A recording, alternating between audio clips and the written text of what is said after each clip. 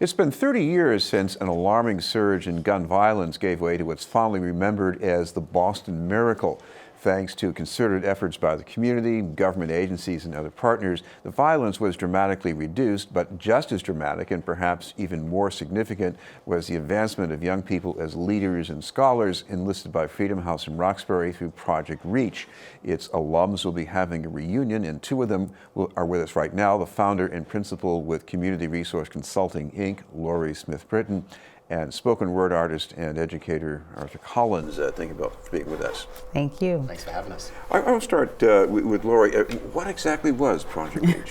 So Project REACH was, I think, our miracle. It was a program that was started by Muriel Snowden, who then was the executive director of Freedom House and founder of Freedom House, along with her husband, Otto. So back in 1988, 87, 88, she had this wonderful idea that she wanted to help some Boston residents go to college, young people get to college. And she wanted those young people to be people who are on a pathway to college, but maybe didn't have the resources to go to the college that they really desired to get into. Not unlike today, right? We have a lot of kids who want to go to college but can't afford it. So it was the same deal back then. And so she founded in partnership with the Olson family, who was connected with Digital Equipment Corporation. She fundraised from them, with them, in partnership with them, and raised significant funds to create a scholarship fund that became Project REACH. And it was a program that not only provided money, resources, it was last dollar resources, filled the gap that you may have had to go to the college of your choice. It also provided leadership development training with the Efficacy Institute, which was a new organization back then, and also encouraged us to really understand what community service was. And really, as a criteria of becoming a REACH scholar, you had to commit to giving back to the community once you completed your education. So that was REACH. Arthur, it's not unusual for me to hear about somebody involved in a Freedom House program going on to do great things, but did this program change your life, you think? Oh, this program definitely changed my life because it put me into a network of people who were very supportive in my own development. And so, as well as helping us go to college, they also gave us a lot of leadership training. And the goal was to have us become, I would say, self-sufficient in certain ways and begin to take over. You know, they were working themselves out of jobs. So in the summers, I actually would go through the leadership trainings that we had every summer, and ultimately ended up teaching some of those trainings and facilitating some of those trainings in subsequent years, because that was kind of the path and direction they wanted us to go down. And it ultimately ended up in the work that I do now. Laura, this is a program that was supposed to have worked with raw leadership. When you started this, did you know that you were a leader? I think to a certain degree that was a message that I had gotten, not only from teachers in school, but also from my family, primarily, really. So my family is a family of educators, so I always knew college was where I needed to go and where I was going.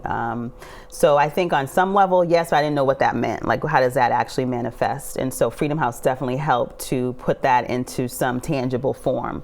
And definitely the mentorship that we received from the adults in the program is still invaluable. We still connect to a lot of those folks who ran that program. And it changed my life because I wouldn't have gone to Syracuse if I didn't have Freedom House. I would have had to probably stay in Boston, stay home, and make my way through somehow. Hopefully I would have completed college, but I definitely would not have had the powerful experience that I had going to Syracuse University and being able to come back here and start my life here.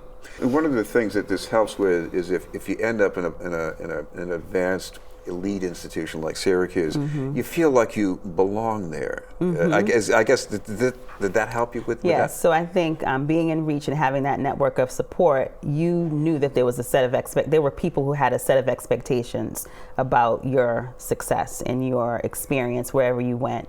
And so with going on to a college campus like Syracuse and knowing that there were a whole bunch of people back in Boston expecting me to do well meant that, yes, I needed to feel like, while I may not have always felt like I belonged there, absolutely, I walked onto the campus with a feeling of confidence, as Arthur said, and that's invaluable, that people can imbue you with that and send you off, and well, if they see something in me, then I have to begin to see it in myself, and I'm going to show that I appreciate, and I have gratitude for what they've tried to give me to and do well and become a leader on campus and try to again meet their expectations really.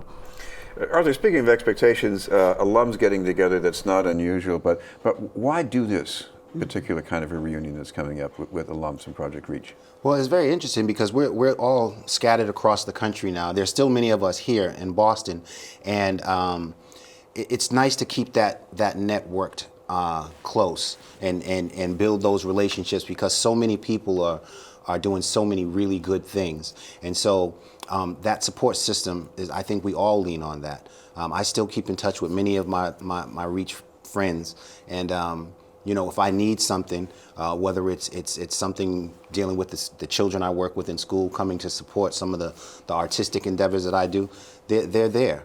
And if I need advice or I need help with anything, they're always there to help each other out. And I feel like hopefully I do that for them as well. Thank you both very much, Arthur Collins and Lori Smith-Britton. Thank you. Up ahead, starting a new year with advice and motivation for business and professional women.